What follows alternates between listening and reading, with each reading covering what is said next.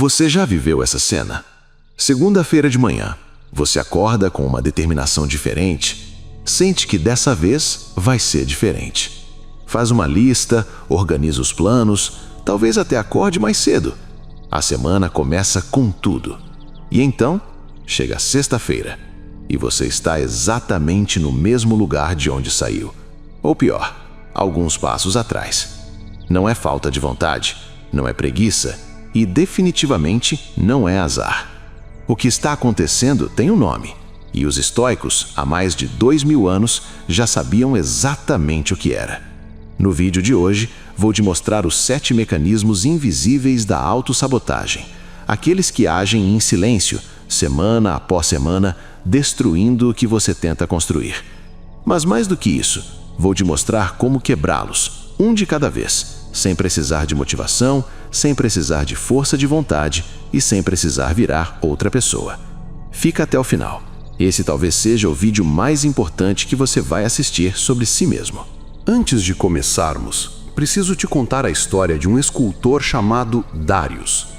Darius era talentoso. Todo mundo que passava pela sua oficina parava para olhar suas peças. Havia algo naquelas esculturas que parecia vivo, como se a pedra quisesse ser aquela forma desde sempre.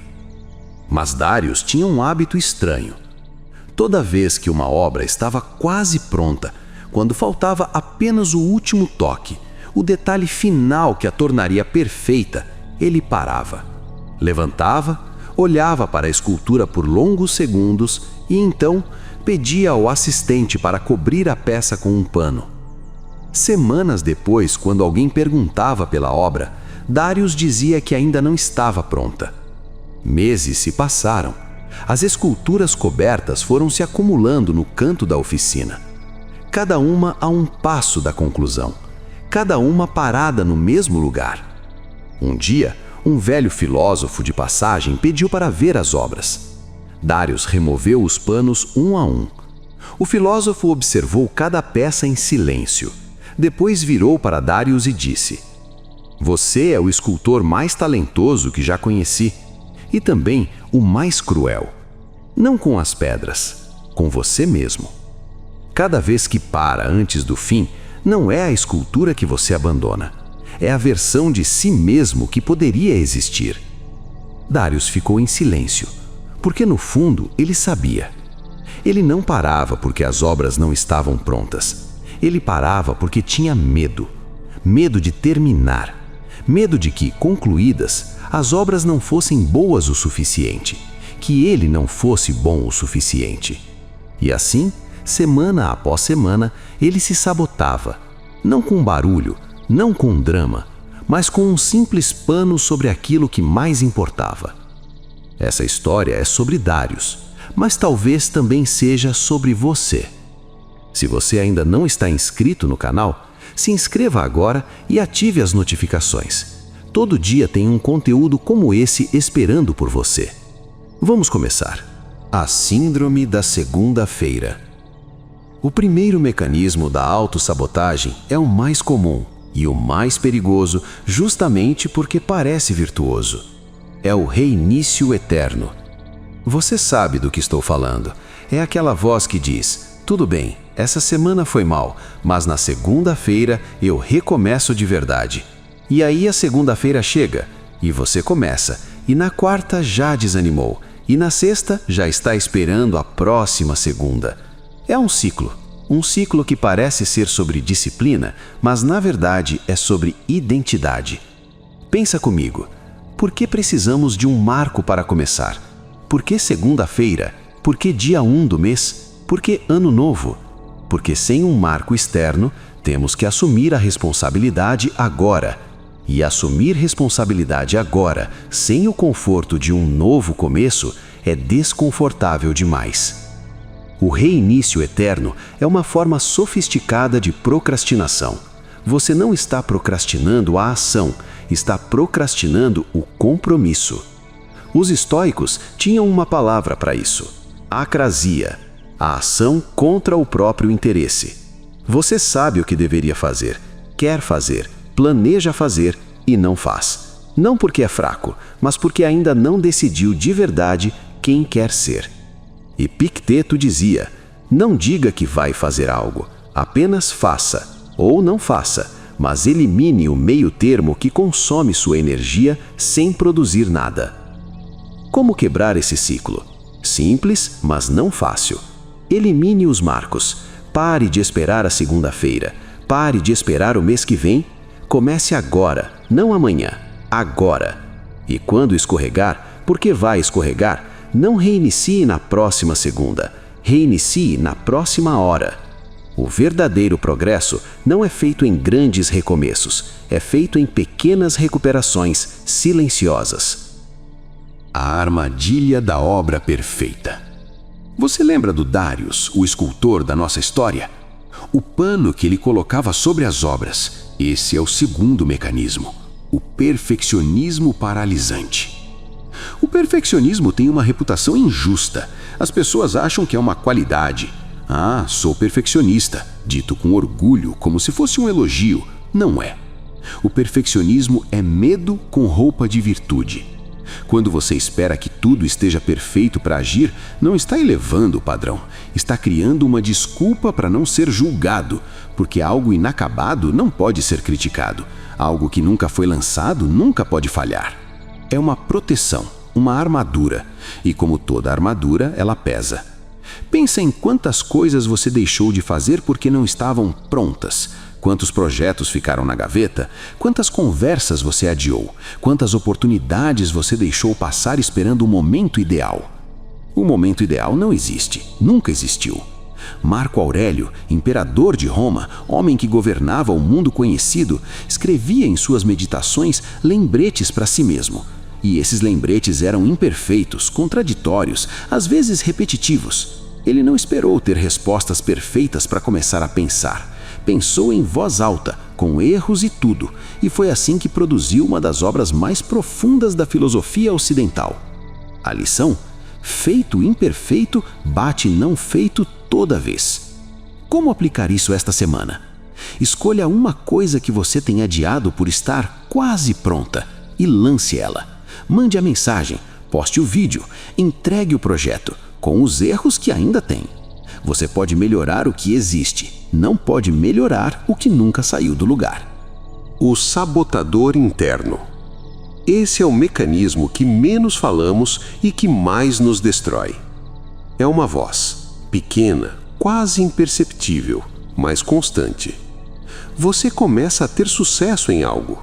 Um projeto começa a andar, um relacionamento melhora, sua saúde começa a responder e, de repente, sem aviso, você faz algo para destruir isso. Você briga sem motivo. Abandona a dieta no melhor momento. Deixa o projeto cair justamente quando estava decolando. Por quê? Porque por dentro uma voz sussurra: você não merece isso. Esse é o mecanismo mais silencioso de todos e o mais cruel, porque não vem de fora, vem de você. É construído ao longo de anos de mensagens recebidas, de pais, professores, relacionamentos, fracassos, que foram sedimentando uma crença, que o sucesso é para os outros, que você, especificamente você, não é feito para aquilo. E quando algo bom começa a acontecer, o sistema interno entra em alerta. Aquilo não combina com a sua identidade profunda. Então, age para restaurar o equilíbrio, destruindo o que estava sendo construído. Os estoicos chamavam isso de trabalhar contra o próprio logos, a razão que te guia. É estar em guerra com a melhor versão de si mesmo. Como combater essa voz? Primeiro, identifique-a.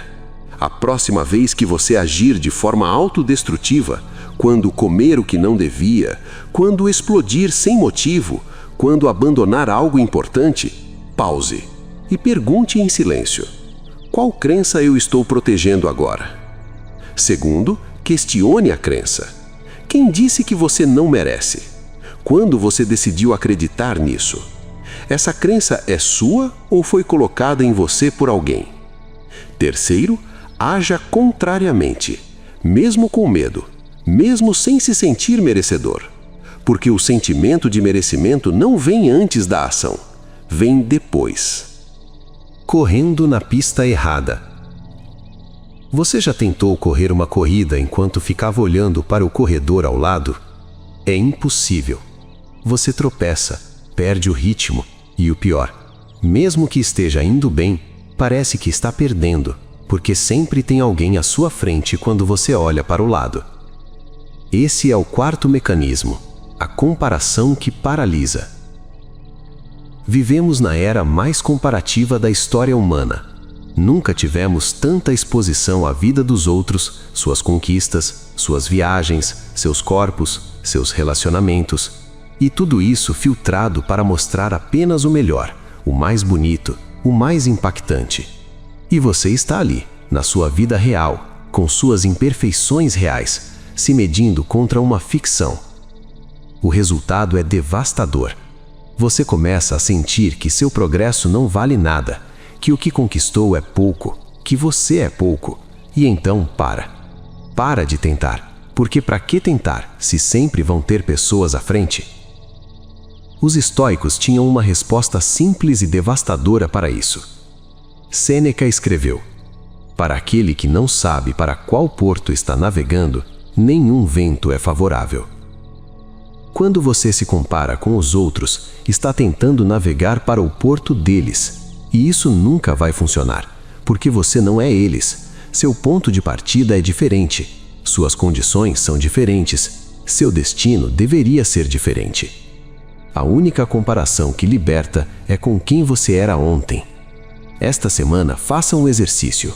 Por 7 dias, elimine em silêncio toda a comparação com outras pessoas. Quando surgir, e vai surgir, redirecione a pergunta. Em vez de "por que fulano conseguiu e eu não?", pergunte: "o que eu fiz hoje que ontem eu não conseguia fazer?". Pequeno, silencioso, mas devastadoramente eficaz. A zona que parece segura mais te prende. Vou ser direto com você. A zona de conforto não é um lugar ruim. É um lugar necessário. Todos precisamos de um espaço onde nos sentimos seguros, competentes, em paz.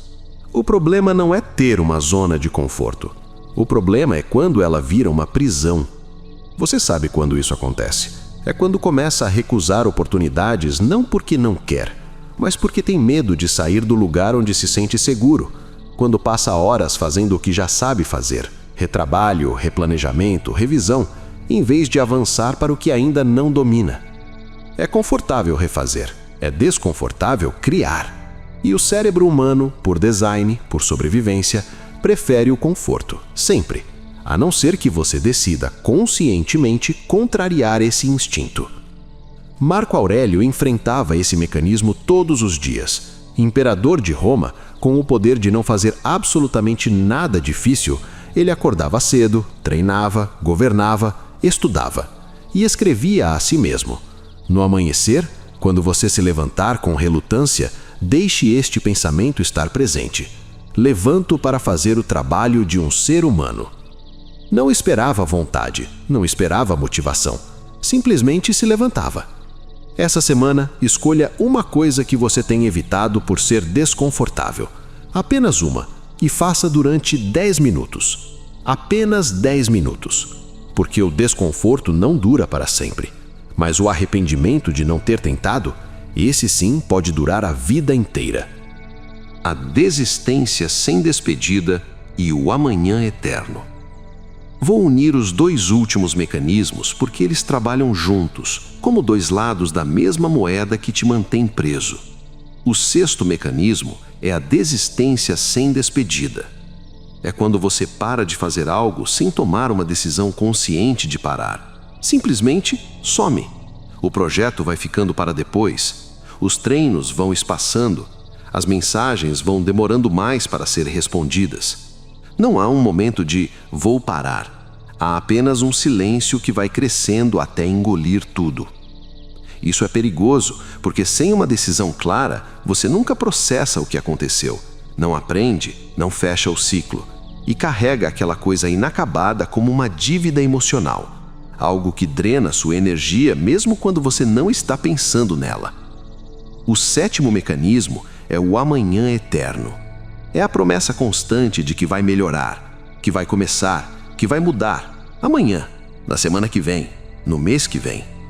Juntos, esses 2 mecanismos formam o ciclo perfeito.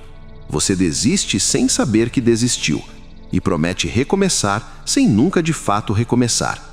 A solução para os 2 é a mesma: decisões conscientes em voz alta, mesmo que só para si mesmo. Se vai parar, pare de verdade. Olhe para o que estava fazendo e diga: estou encerrando isso agora e está tudo bem. Feche o ciclo. Se vai continuar, continue agora, não amanhã. Agora. Como Epiteto dizia, primeiro diga a si mesmo quem quer ser. Depois, faça o que precisa ser feito. Se você chegou até aqui, quero que saiba uma coisa. A autossabotagem não é um defeito de caráter. Não é fraqueza. Não é sinal de que você não presta. É um mecanismo construído ao longo de anos para te proteger de coisas que um dia foram perigosas: a rejeição, o fracasso, o julgamento. O problema é que esse mecanismo não atualizou o software. Ainda está rodando regras antigas em situações novas. E agora, você sabe quais são esses mecanismos: o reinício eterno, o perfeccionismo paralisante, a voz do não mereço, a comparação que paralisa, o conforto que vicia, a desistência sem despedida e o amanhã eterno. Não precisa resolver todos de uma vez. Escolha um, apenas um que mais se parece com você. E esta semana, elimine ele em silêncio, sem drama, sem anunciar para ninguém. Apenas haja diferente uma vez. Uma vez vira 2. 2 viram um hábito. Um hábito vira identidade.